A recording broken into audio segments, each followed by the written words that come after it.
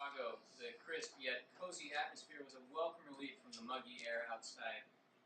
The crowd milled around at ease, content in the knowledge they were in for a safe, predictable evening. How could they know what awaited them before the night was over? What possible clues had they missed that could have saved them from the events to come? But no one was thinking about such questions yet. Instead, their attention was focused on the slight, if not dashingly handsome young man who stepped in front of the crowd. He smiled and began to speak. What an evening we have in store for you tonight. Thank you for coming to the book Cellar and our special mystery author panel. As to what is going to be discussed this evening, that is a mystery to me, but rest assured you're all in quite capable hands. Bad puns aside, we've got quite an author spread for you, with seasoned vets and some new authors from all over Chicago and the Midwest. To quote one of our illustrious panel members, being in Chicago is a really great town to be a mystery writer. I'm going to quote her a bit because she knows how to string some words together well, and I'm talking about lawyer Rader-Day, who's going to be our panel moderator for the evening. She is the Anthony Award-winning author of The Black Hour, and most recently she won the Mary Higgins Clark Award for her book Little Pretty Things. The award, which is pretty cool, I wanted to look up a little bit about it, is specially selected for an author who best fits the Mary Higgins Clark mystery tradition in guidelines set down by Ms. Clark herself. Some of those guidelines, I thought they were fun, are a protagonist is a nice young woman whose life is suddenly invaded. She solves her problem by her own courage and intelligence, and the story has no on-scene violence, so kind of cool little... Lori's fiction has been featured in various other publications. She is the president of the Midwest chapter of Mystery Writers of America. Is this considered an official meeting? It's not an official meeting. There's enough people here. We almost have a quorum. All right, great. A member of the Sisters in Crime Chicagoland, which I like to imagine is a group of female mystery writers who commit perfectly unsolvable crimes to generate good material, and the International Thriller Writers. Lori is from Chicago, or is from Indiana, and now lives in Chicago, and her books are set in Chicago and Indiana. And all of our panel writers have written books that are set all across the U.S. And Mexico. Which I think is cool. And to Mexico, actually. Yes. To Mexico. So the Americas. And I think it's cool that we have like such variety of places. And I will quote Lori one last time. She said, "We like to find ourselves in the pages of a book," and I think we definitely will this evening. So without further ado, Lori Rader-Day, give it up. Thank you.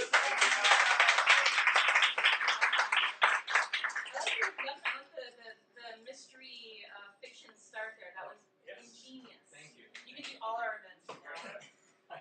So yeah, all these authors are writing in the Midwest. They're writing from the Midwest. They're all from the Midwest except for Michael, who when he opens his mouth, you'll know where he's from.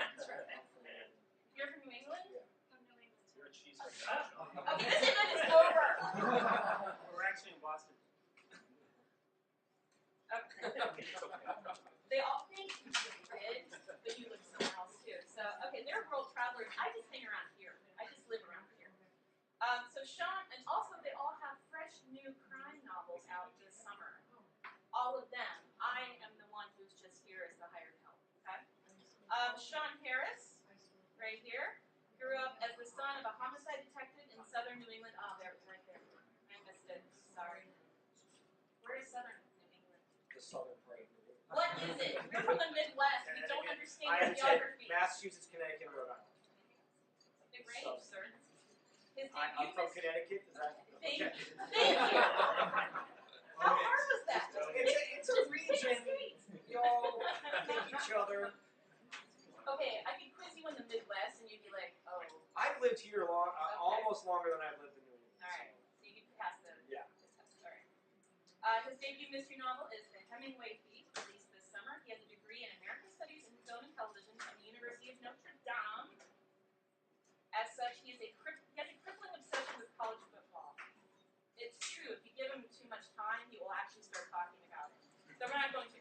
He now lives in rural Wisconsin with his wife and 2 kids. Jim Rockford is his spirit guide. Michael Harvey Harvey is the best-selling author of 7 crime novels: The Chicago Way, The Fifth Floor, The Third Rail, We All Fall Down, The Innocence Game, and The Governor's Wife. Those are all set in Chicago, should we say? And Brighton, which is out this summer, and that is not set in Chicago. That is set in Boston, where he is from. Boston, sorry. Pocketcotton, Indiana. And that's the brand new novel that even Stephen King used bad words to describe in a good way how much he loved it. F-bombs all over the place. Michael is also an award-winning investigative reporter, documentary producer, and co-creator, producer, and executive producer of A&E's Cold Case Files. Michael holds a bachelor's degree in classical languages from Holy Cross College, a law degree from Duke University, and a master's degree in journalism from Northwestern University, just up the street. Michael is currently an adjunct professor at Northwestern's Medill School of Journalism, and he lives now in Chicago. Right, David Krugler, let me check. Krugler. Growing up in Wauwatosa, Wisconsin, David Krugler dreamed of attending the U.S. Naval Academy, but he left his home state to attend Creighton.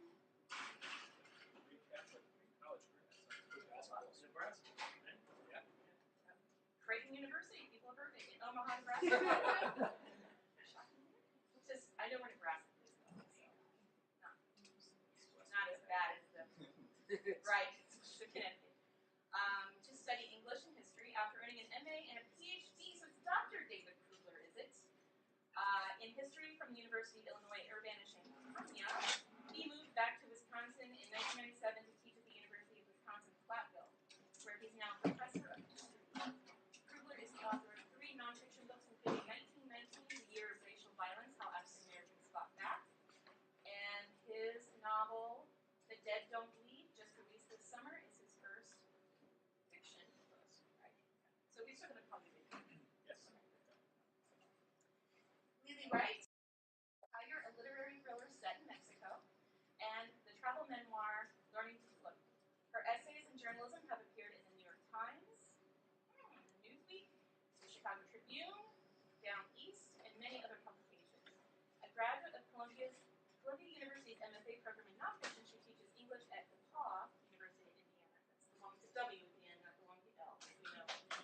And welcome, yes, everyone here. Oh, crowd along the best. So let's just welcome everybody the way that you all welcome me.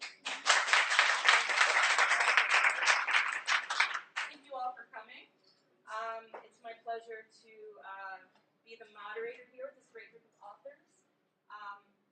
So when I was reading through all these bios, a couple things stood out. One thing is that you're all teachers. So I was a teacher. you were a teacher. Where did you teach? I taught here in Chicago. I taught at Holy Trinity. Okay. Division Tree. So all of you are teachers. I think that's really interesting. But the other thing I noticed is that you all seem to have come from crime fiction from a different angle. And so I just wanted to talk about that sort of like beginning origin story for how you came to write crime fiction specifically, and then in answering that question, maybe get the inspiration for your book. Michael, do you want to help us Sure, lead yeah. here? So I'm the producer and creator of Cold Case Files on A&E. How many people have ever seen that show? Anybody? Yeah. Okay. Oh, yeah. With the great Bill Kurtz. And so before that I was an investigative producer at CBS. I'm also a lawyer. And so in doing that, I got to see and become part of a lot of crime. I've killed a lot of people. I've been through a lot of killers. I've been to a lot of crime scenes. I've been through a lot of cops. I've been through a lot of people who have lost loved ones. Family members, homicide victims. I've been to a lot of women who've been sexually assaulted. I've been up on death row. I've been on big time prisons. I've been a lot of serial killers. And so when you spend a lot of time in that world, like anything else, you get to know it pretty well. And I think that there's an old saying that you write what you know. So it was pretty easy for me to sort of make that transition and just start writing stuff that it's not based on the stuff. I mean, my storylines in my books are all fictional, but certainly the atmospherics. All the atmospherics are informed by all of the different things that I've seen and places that I've been and people that I've met in some pretty crazy places. So it was an easy idea, and it was a lot of fun for me to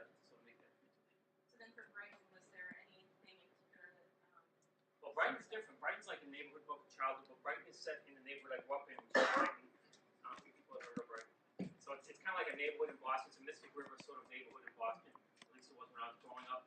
And in fact, I think Dennis Lane lived there for a while. I know he lived in Dorchester. I think he lived in Brighton too.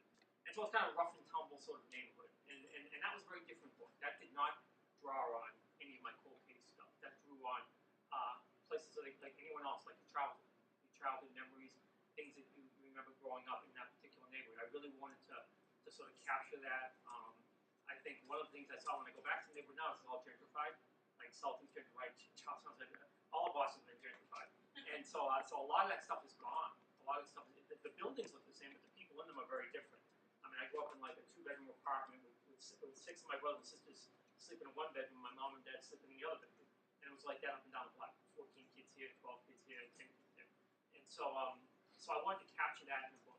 I really wanted to capture that, to set the crime novel there. So that was a very different undertaking for me, and it was very, very different in writing than the killing novels in that sense. Really, you are you're a professor of English. I'm sure that the pressure is on you to be a literary novelist, and yet here you are with these criminals. How did you come to crime writing? Well, I guess it was sort of, I didn't ever say I want to be a crime writer, and I don't know that I really am a crime writer. We're happy to have you anyway. Okay, thank you.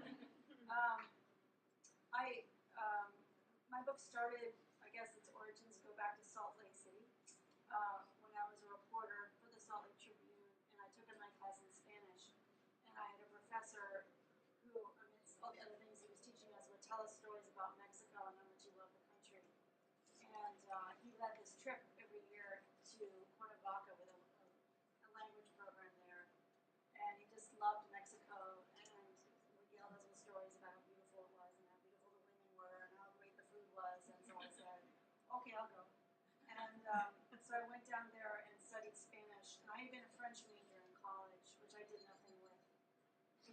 But I was covering the Latino community in Utah was growing, and so it felt important to know how to speak Spanish. And so I went down there, and I found that I loved it as much as my professor did. And then one day I was at a flea market, and there were these beautiful coconut mats. This is what you've seen, but Mexican folk art is just an utter delight. And these were these beautiful mats that were painted, and I bought a bunch of them, and I put them up in my apartment, and they're actually still in my house now, all these years later. But as soon as I got back from Mexico, I wanted to go back. And so it's been a sort of love affair with the country, and that really is more the origin of the book. I lived in Mexico for a year, a little bit in Guadalajara, and then in a really beautiful colonial artist colony place called San Miguel de Allende, which is very famous. I'm sure many of you have been there. And then years later, I went back to Oaxaca with my family, and we had a very tumultuous year. A lot of things went very wrong that year. And so when I came back, it was so brutal, like, okay, we're done with Mexico. But then I realized I was just ready to write. And so my impetus was to write about Mexico, the beauty and the violence of this country. And so I guess that's how the book came about. Shaun? Well, my father was a cop. He was a homicide detective, narcotics and arson. He was undercover for about 10 years. And he had all these great stories that he would tell. And, nothing too graphic for the kids, But we would also watch a lot of movies together. We watched Westerns together. So I absolutely love Westerns. The old John Wayne or, Magnificent Seven. I remember one night he woke me up at 2 in the morning on a school night because The 9 Lives of El Vega Vaca was on, which is a Disney, I don't know, does anyone know what that is? You did? Okay. That was a Disney movie starring Robert Loggia when he was like 22. It's really good. He was like, they've never played this, get up. I have a test in the morning. Watch this. So I've always been fascinated with, those characters, that type of story, so archetypical, so iconic. And then as I grew up, I got really into Shane Black movies. Does anyone know who Shane Black is? Okay, you do. Shane Black wrote Lethal Weapon 1, was responsible for some of Lethal Weapon 2. Just had a movie come out this past summer called The Nice Guys, which is amazing. You should all go see it. And that really kind of informed my sensibility. And I wanted to make movies. And so when I went to school, I wanted to get into movies. And I remember watching Get Shorty when I was like sophomore year of college. And I was watching Get Shorty, and he makes an offhand comment about his ex-wife, John Travolta's character. And I said, I want to know what that. They don't mention the ex-wife again, so I'm like, I'll pick up the book. It's pretty short, I'll pick it up. And it was Elmore Leonard, and I was hooked. I was absolutely hooked. It was like a drug. I was like, I gotta have every single one. And I just picked up Big Mouth, which I think is the last one I haven't read. So it's like, he's not making any more. He's dead. So that's going to be sad. But that's when I decided I wanted to be a writer, write books. And I sat down to write a Western, and that's at heart, The Hemingway Thief is a Western, but they don't sell Westerns anymore. So I modernized it and basically morphed into a crime novel, and I realized that I was following the traditions of Elmore Leonard, Shane Black, a couple other guys, the noir movies, all leaked in there by accident, and then I was done. Oh, I wrote a crime novel. So that's kind of what. It's helpful. Yeah, it is. To be able to be like, this is what I The am. rewrites were much easier. I was Right. like, oh, wow, okay, yeah. Once you know what Kill it is. everybody. That's great. Well, not everybody. No, not everybody. But like a lot of people. You'll have to read the book to see who doesn't get killed. Yes. David, how about you? So one of the hazards of being a historian is that you can find yourself hooked on a past you've never known, nostalgic for a past you've never lived. And for me, that was Washington, D.C. During World War II. And I was working on this academic project that became a book, and one of the chapters is on Washington, D.C. during World War II. I thought, okay, well, this is going to satisfy my desire to know this period and place, and I realized I hadn't even come close. And so having majored in creative writing at Creighton, as well as history, That was not in English, here. but it was, Oh. yeah, it was school. Thank you. I agree, Professor. Yes. They get to compare football scores yet? No, they don't have a football team, so we don't even have to go to Excellent. That's excellent. So I had dabbled in fiction as an undergrad, and then when I did the PhD track and the history professor track, that all got set aside. Then I realized I needed to bring it back. I needed to bring it back and go to Washington, D.C., April 1945, and create my own world, create my own people. And that fused with a real historical event that's always fascinated me, Soviet espionage in the United States, and Soviet espionage for the atomic bomb project. So I tied that together. So I know at least some of the people here are aspiring mystery writers. Bless them. So I wondered if you could do the how I got published story for anyone who's really curious about like what were the milestones for how you got to this moment where you have a novel. David. Well, I can summarize it very briefly. For a while, it was really easy and fast, and then it wasn't. It was hard and very challenging. So I wrote my novel in about 15 months, and I got representation pretty quickly, and then it started going out, and we started getting rejections, and then it was harder and harder to get a hold of my agent. And months became years, and finally I get a hold of him, and he sent it off to a really good house, and we both had high hopes, and it came back with a no. But the editor gave some really good comments, and one stuck with me. He said, I wanted to fall in love with this novel, but in the end it felt too dry and procedural. It read too much like nonfiction. Now, of course, that comment stung, but he was right. I was still writing like an academic historian, and I gutted the whole book. I took it down to the first few chapters and then rewrote everything, and rewrote major parts of the story. And then my agent and I parted ways, but I was able to find another agent who was really enthusiastic about it, and sent it out, and then it didn't take long from there. But so at first it felt like it was going so swimmingly, and then there was that long period through the desert. But I wouldn't trade that experience for anything, because it took that much rejection and getting those notes from that editor to realize what was wrong with the book and that it needed to be torn down and redone. And you're happy with the book as it is now? Absolutely, absolutely. I would not want it published as it first went out. Okay, so I wrote my first book. My wife said we're going to have kids next year, so why don't you take this year to write the book? You always wondered. So I said, okay, I wrote it. She's a good woman. She's awesome. She's very awesome. Buy her some jewelry. We're setting a deadline. Yeah. She doesn't really wear jewelry, but yeah, it's usually. All right, so it took me about 4 or 5 months to write it. I sent it out. I had an agent who was interested in it, and he had me parts of it, and then his boss died. The agency fell apart. He left, said, I'm going into finance. This is 2008. So, yeah, I think at the end, I feel good about it. I think I came out ahead. He said, I'm going to finance. Print is dead. You should quit. Literally what he told me. I said, okay. So, what else do you say that? Okay. So, my wife, by this point, my son had been born, and I take care of our kid. Well, 2 kids now. And my wife said, well, you're going to keep going. I said, I think I've taken this as far as it can go. And a lot of the feedback was it's good writing, but we don't like the story. And looking back at it, it's terrible. It was a terrible book. I since salvaged about 20,000 words of it. But it was bad. So I said, well, I'm going to start over.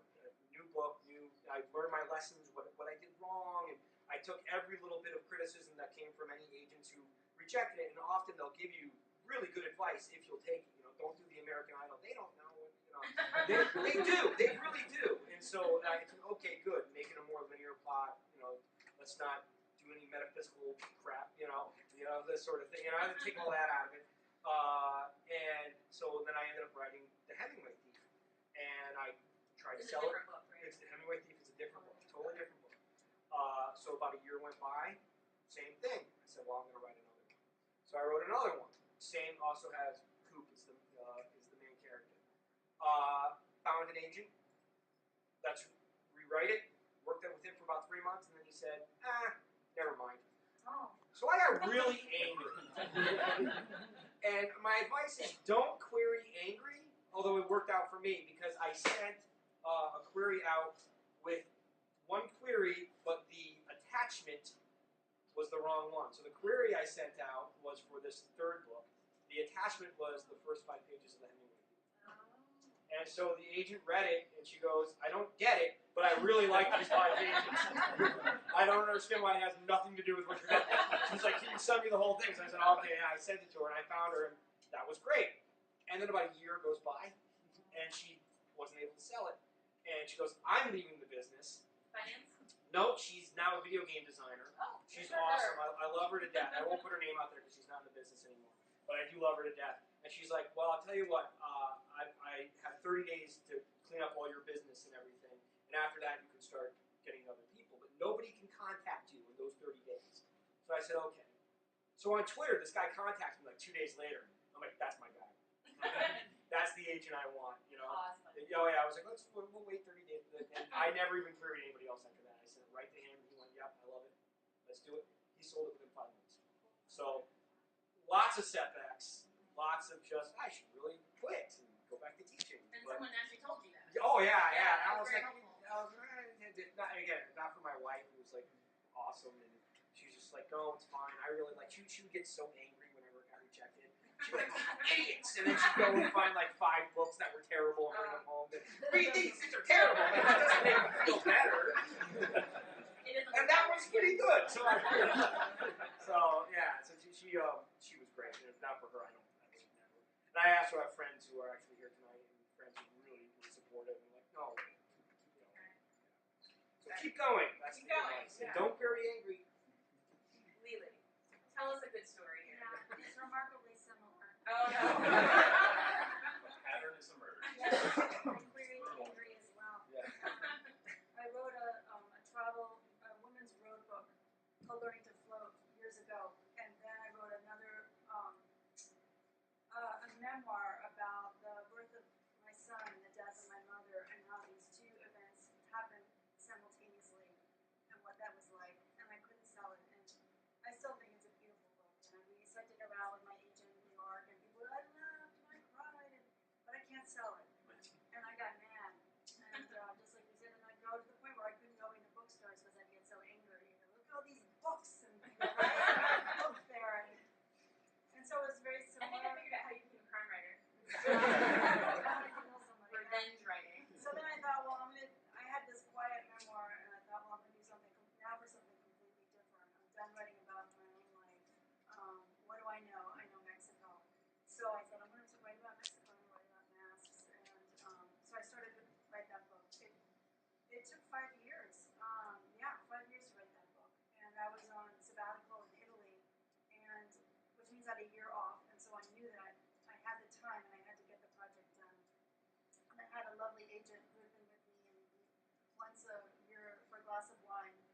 And so I wrote him and said, it's done, here it is. And I waited 2 months, which was sort of standard waiting time for him. And then nothing, so then I wrote him a nudge email, and then he said, oh yeah, I'm going to give him another month went by, and I was frantic because when I got back to school, my life would be ramped up and I would have no time to make any changes at that point. And then he didn't answer that email, and then I got mad. And I thought, you know what? Somebody said maybe you need a new agent. And I was like, but I have an agent, and he's a wonderful agent. Why do I want to? But I did, so then I went back to the beginning, and I was in Italy, and I couldn't send a paper, transatlantically. So I looked for agents that would take email submissions, and I asked friends who knew friends, if anybody knew anybody. And there was one agent that looked so marvelous from her list of writers. I was like, that is my dream agent. But I picked her, and I picked 4 other people, and I pushed the button, and I had to write a whole new query letter, and then I stuck the first 10 pages on the bottom of the thing. And then within 2 days, 4 of the 5 had written back and said, I want the whole thing. I sent the whole thing. And I ended up getting that one that I really, really wanted. And she's lovely. And she sold the book. The time I wrote the query letter to the sale was 2 months. So it took her less time to sell the book than it did for the other guy. To not read it. So I queried angry as well. Yeah. And it worked. I guess so. Query angry. Query angry. Too query angry. Wright angry and query angry. Yeah. Michael, what do you do angry? I think very, very drunk. No. It's a great, movie. I'm trying to think of that. I just saw it. It's on a while. Was it the Gringo? Sicario. Oh. Sicario. Did you see that? And then Elmo Lennon has written a lot of westerns. Yes, I know. Okay. Yeah. I read Valdez is Coming, and then Cuba Libre is kind of like halfway between the two. That's my favorite of his books. But I think He's written more westerns than he has. so that's it. Thanks for recommending. So my publication story is not great. I had like 50 pages. My first book, Chicago. I had 50 pages of it sitting in a drawer for about probably a couple of years. I completely forgot, but actually, I think you had a bunch of yours. Me? Yeah. What? Had you written Hemingway Thief and then put it away and then came back to it? No. That was the first book. Oh, that was the first book. Yeah. So I'd sit I in. had one in the drawer. Did you have one in the drawer? Yeah. Yeah. So I had 50 pages sitting in the drawer, and one of the things you learn about writing the first novel, I think, is that you're going to come to a point like 100 pages in, 200 pages in, where you got nothing else to say. You just have, you're like a brick wall, right? In terms of like, especially like plot, things like that. And one of the things I learned in writing the first novel was that you just have to keep going. You just have to keep going. Put your character sitting in a bookstore talking to somebody, having nothing to do with what you've already written, but just get it going again. And it can have nothing to do with what's going on. In fact, it shouldn't have anything to do with what's going on. Just start writing again and put one sentence in front of another, and pretty soon you'll start moving again, and then those roads will kind of somehow intersect, and you'll be back on track. So I think that's what really stopped me the first time. I had like 50, 60 pages, didn't know really where I wanted to go next, so I put it in the drawer, and I was doing all of these documentaries and traveling around the country, and then I pulled it out, and I was like, you know what, I'm just going to try and finish this, just because I don't like starting things and not finishing them. I think it gets you into a really bad habit. So I finished the thing, and I really, I was really busy. I'll preface publication story by saying I had done a lot of writing, okay? A lot of storytelling. I had written probably like 150 hours for television. I had written some film documentaries. I had done a lot of stuff. So I knew how to tell a story. Probably not because of what happened. So I finished the novel, and I really didn't think I was going to try and get it published, but then I read it and I said, you know what, it's pretty good. Let me just try and get it done. So I just Googled agents and tried to find an agent, and I found this really great agent. He was like in Publishers Weekly, something. It's a big agent. And my other piece of advice will be start at the top. The world will kick you down the ladder of its own accord. You don't need to give them any help. So go to the very, very, very, very, very, very top, biggest, best agent you can find. Okay, that represents your kind of fiction. Don't go to someone who represents, romance or something if you write crime. So I'm doing mainstream market thrillers. So, and that's what this guy did. So I sent him the book with like about a 2-sentence query letter saying, you know, I do a lot of crime, real crime, and here's some fake stuff, and I hope you like it. And that was it. And it's just what they call an overton transom submission, slush pile. And then that was on a Saturday, and on Monday I go to Alabama, and I'm interviewing a woman who killed 2 of her children. She'd killed 2 of her children as infants and left them 2 years apart, and then she went and she abandoned them, wrapped them up in towels and left them. It's an awful story. But Thanks for telling it. yeah, right. It's a really interesting story actually. But I'm in Alabama interviewing her all day on a Monday, and I get back into the hotel, and this guy has sent me an email, and it's like, read the first chapter, interesting, David. And I'm like, who the hell is David? You know, and I didn't even think he'd gotten it, frankly. And then I'm like, okay, well, you read the first chapter, great.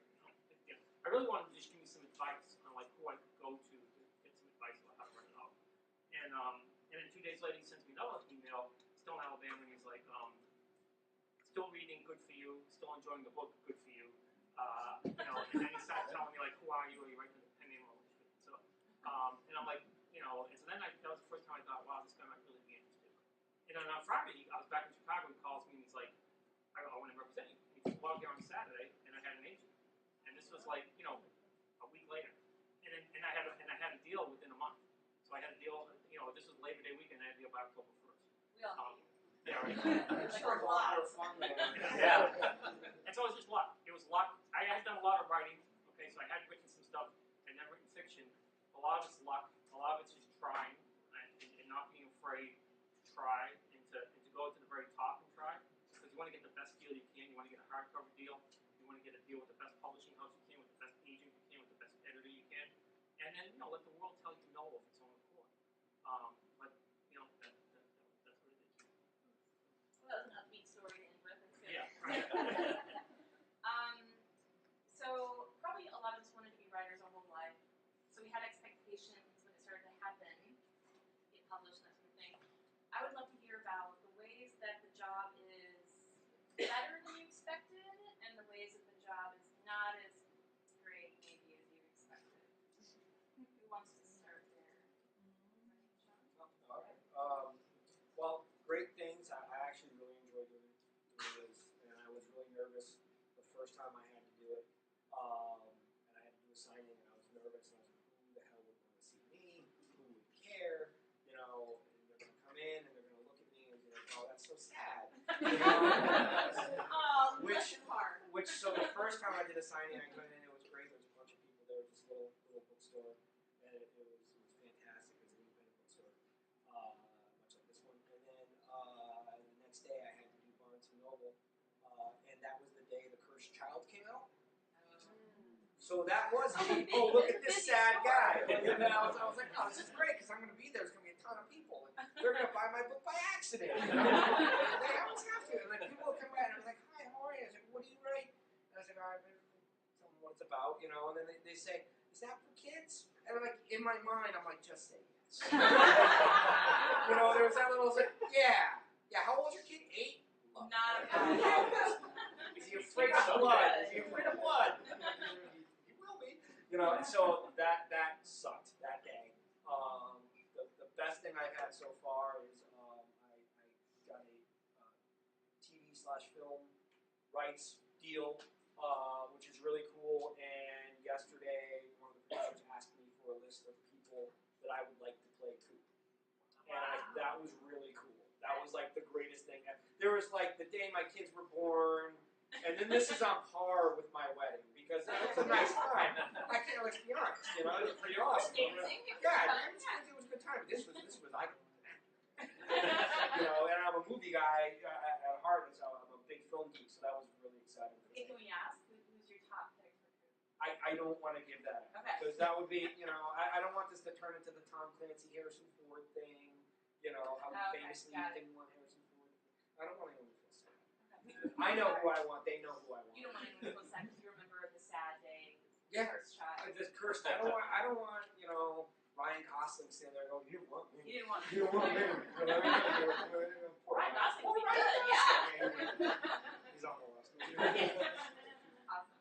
Lili, how about you? So far, what's been great and what's been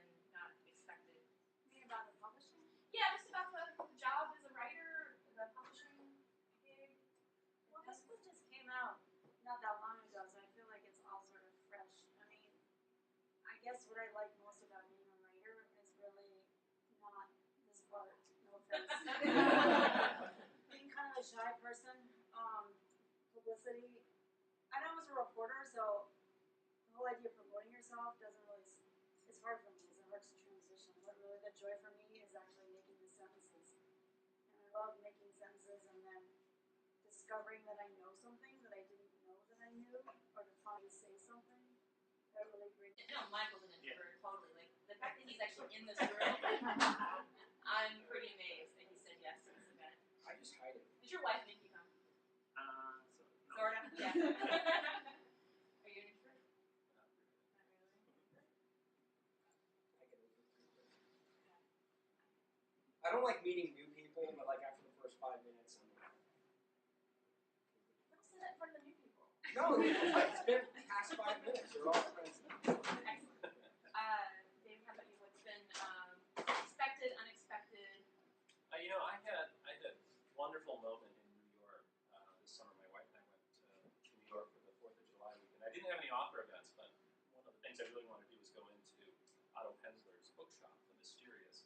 And I brought along a book he edited to drop off for him to sign. He wasn't there, but I left it for him. And so I introduced myself to the clerk and leave the book off, and then I go browse, and I'm like, this is like mystery lover's heaven. So I'm just like, how much money do I have? How much time do I have? And about 10 minutes. Yeah, well, that's right. I'm like, I did bring an empty suitcase, right? So about 5 minutes or 10 minutes after I'm there, this couple walk in, and they go up to the clerk. I'm not really paying attention, but then I hear them say, "Do you have the novel by David Krugler?" And I don't lie. I mean, I know I write fiction, but this is totally true. And the clerk says, "Yeah, it's right over there," and he's right over there. So I had this great conversation with this couple from Connecticut who were down with a holiday weekend. Yeah, Southern New England. They're all writing my book. Yeah, that's right. Yeah. I mean, if you put that scene in a novel, no one would believe Oh yeah, it. he never would be like, "Come." After 2 months, But, the other great thing has been, I realized this as I've been doing these bookstore appearances. I talk with people for a living. That's what I do as a professor. But the big difference is my students kind of have to come hear me talk. I mean, I can punish them if they don't show up. I can make the test harder. I can say you were absent on these days. I can't punish people for not coming to my bookstore appearance. Right.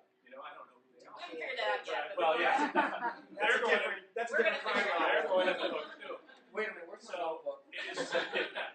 So it's been such a thrill in doing these events to have strangers, people I don't know, out to hear me talk. And in some cases, when I was back in my hometown, I called in all the favors. Like all those people I helped move over the years. I painted this out, but plenty of strangers too. So that's been the. You buy the pizza and beer, that's the 3 things that you do. Oh, right. I guess you're not coming to my next one. Michael,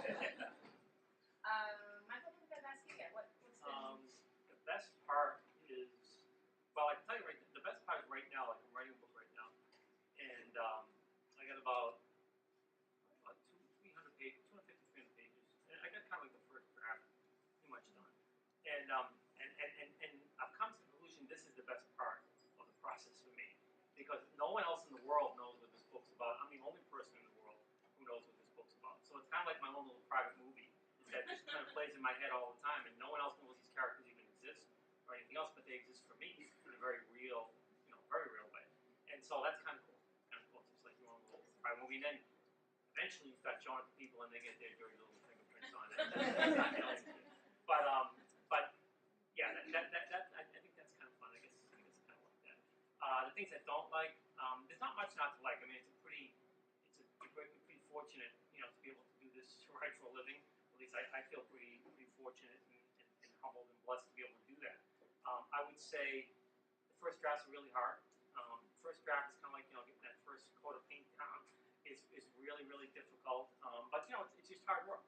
And then then you rewrite. But that's really hard. And the other thing probably for me, because I worked for a long time in television, which is a very super collaborative business. We have a lot of people you're dealing with every day. I do miss that a little bit, even though I guess an introvert. But I do miss. I'm sort of like an extroverted introvert. I like being around people. Like I like being a journalist and talking to people. miss, you know, working on TV. You've got a million people around you tugging at you all day, and in novels you don't usually get you and your characters, which is cool, but I do sometimes miss that. That's why I kind of started teaching a little bit. So you're a full-time writer now. Yes. Okay. The rest of you have jobs or kids stuff. How do you get your writing done despite the jobs and kids? David, you got teaching. Yeah, I write in the morning. I try to get an hour to an hour and a half in before I have to go to campus, and that's what I do.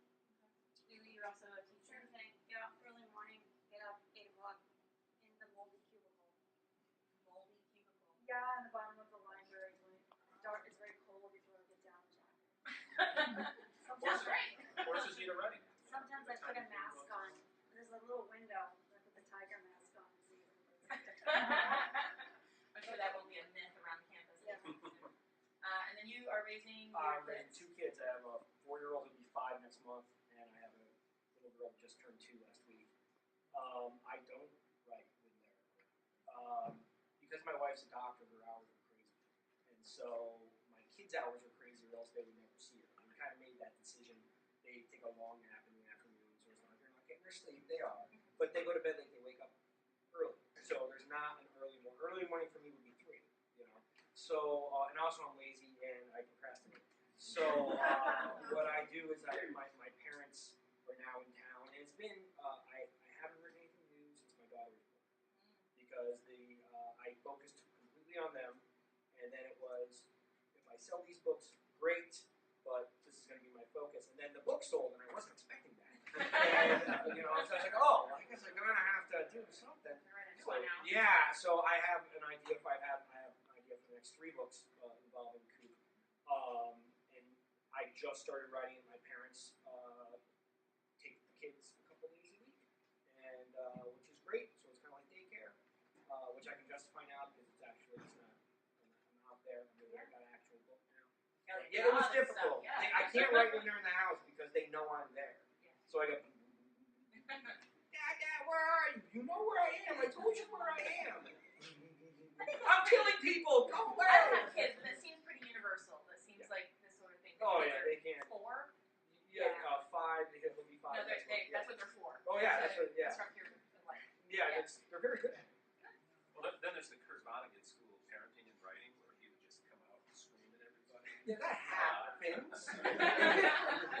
They have been yelled at. Yeah, that's like Kurt Vonnegut. Kurt Vonnegut, you wouldn't believe it. I wouldn't.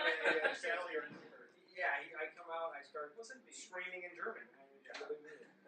I don't even speak German. Not very well.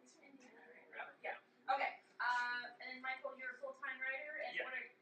what kind of hours do you teach? I write in the morning. I write new stuff in the morning, so I'll write like early in the morning, like 7 till like 11. Try to write new stuff. I start by reading what I've written the day before. Try to hopefully I did well. And I try to end. I got this. I read some writer. I forget some famous. Hemingway's. You don't know what I'm saying.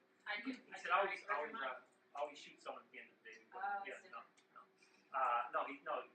probably was Hemingway. Somebody said you should have something like ready to go for the next day. So like I try to write. He'd stop mid-sentence so that he had a sentence to finish when he started. I won't stop it. I know we don't like Hemingway, but.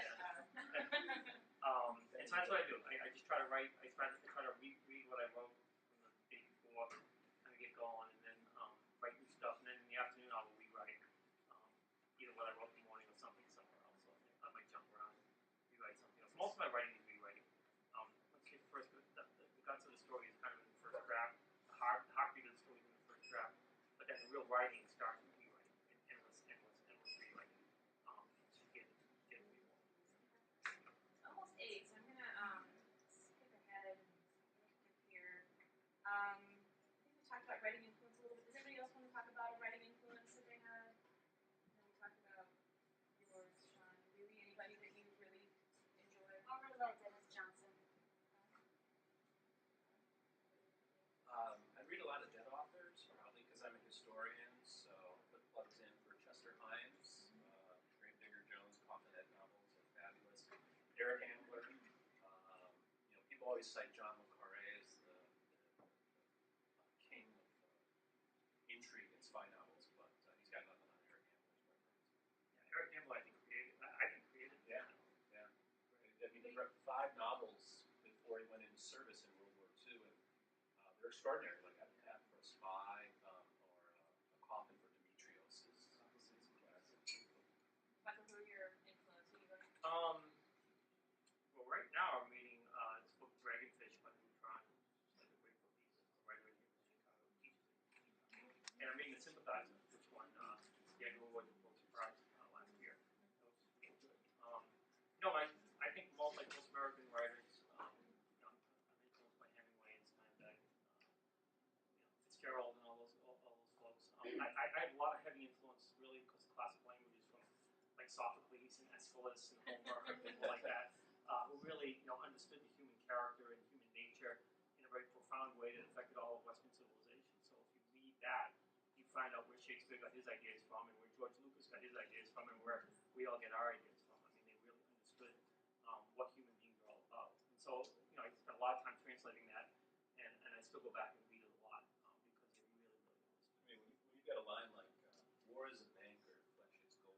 I mean, you can't do better than that. Or a style. I mean, it's just, it's so brilliant. Yeah. Okay. And then I wanted to give everybody a chance to talk about what they were working on now. It's a question that we get, like the second the one book is done, you get the next question. So if you haven't been asked this, I will be the first to ask it. Does anybody want to answer it? I'm working on a sequel featuring my series character Ellis Boyd. He ends the novel solving some problems and creating new ones. So right now he has left Washington, D.C. and he's in Los Alamos, New Mexico, right before the atomic bomb test, trying to find the Soviet spy. Cool. You're working on. Actually, the next Coop book is done. We're shopping around, and the one I'm working on right now is actually Coop adjacent. It is in the same universe as Coop, but it's about a smuggling operation in Florida that was working with the government, and then the government says we don't want to work with you anymore. And they're kind of out of luck. They got to figure out what they're going to do. Lili? Italy. Moving on to Italy. Yeah, another language I don't speak well. But we were there for sabbatical. I took a lot of notes, and so I'm not writing yet, but I'm writing in my head. And I tend to write about women traveling in places, getting into trouble, and finding themselves. So this one will be in Italy, I think, and there'll be some sort of story. And I think it'll also be a spiritual journey.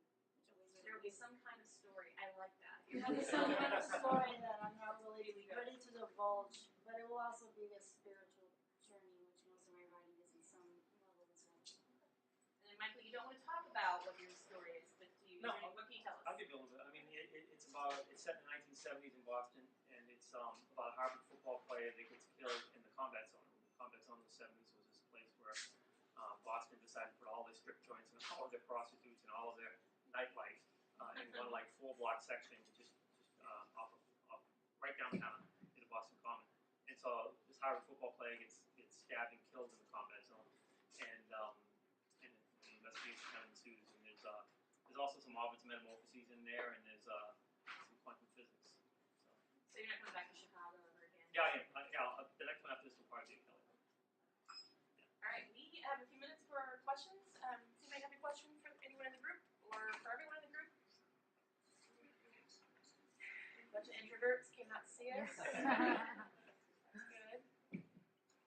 Yeah. Well, this is for Mr. Harvey. Was it difficult to transition from a series of books with the same characters, and then going to a series of books that each one is a different characters, different settings, things like that? What made you decide to do that? Well, my publisher wasn't thrilled with it. I mean, they wanted me to continue this one Kelly book. It was different. It was a challenge, but it was something I enjoyed, and that's one of the reasons I did it. I mean, I love writing the Kelly books, and I'm going to go back and do them, but they do have a template. Okay, the template is that you know who the main character is. Okay, and he, the detective, he or she is going to, someone's going to be killed, and he or she's going to follow a bunch of clues and go in a bunch of different directions, and eventually come back and hopefully solve the case. And so within that template, there are a zillion different variations for sure, and so there's plenty of room in there. But but it's a template. And so one of the challenges in doing Wright, for example, was totally there is no template. You can, your protagonist and antagonist can be whoever you want, and you can shift the weight of the book, the moral weight of the book, and the plot of the book in whatever direction you want. And I'm dealing with characters in Wright that are at certain points 14 years old and 16 years old, and so they think and they talk very differently than Michael Kelly, who's very wise to the world and has a certain way of talking. So there's a lot of different challenges to that, but there was really a lot of really great things that came out of that book. I don't think that I've talked a lot about the book. A lot of people ask me about whether the book is like based on things that I saw and things in my life, and that's not the case. I mean, the book is a fictional story. The atmospherics of the neighborhood I grew up in, but even that neighborhood has changed a lot from the book. I don't think it's a good idea to have a book that's like some form of therapy for you. Okay, I really think that's a really bad idea. Okay, you need to have enough distance from the material to write about it as a story, to be true to the story, but then at the same time be able to delve into whatever personal experience you might have with the material to get that out of it, but get that out of it as a writer, not as someone who's looking to satisfy something in themselves. Because to me, it doesn't really matter what I think. All that matters is what's on the page. That's all that really matters at the end of the day. I don't care whether it does anything for me or anyone else. What matters is what's on the page, because that's what's going to last. Everything else is going to fall away. Anybody else have another question? Okay. Looks like you guys are all too shy, but I hope you're not too shy to come up and have some homemade cookies by Mrs. Harris. Dr. Harris. I'm sorry. That was really bad. Dr. Harris. What's her first name? Ann. Dr. Ann Harris made cookies for us. So, yeah. Those are free, but the books are going to cost you. And I hope you take a look at the little group of books they have up there on the counter. Kyle can help you out with some of those. And then we are here to sign, and I believe there's a little bit of a happening while we sit here and sign. So The Shaun? fantastic band, the Tony Bondi Project, is going to play for us during the signing. So you can enjoy that. They're going to set up, I think, over there and enjoy their musical what have yous. So. Musical what have yous, cookies. They have wine and coffee and all those things up there as well. So thank you all for coming.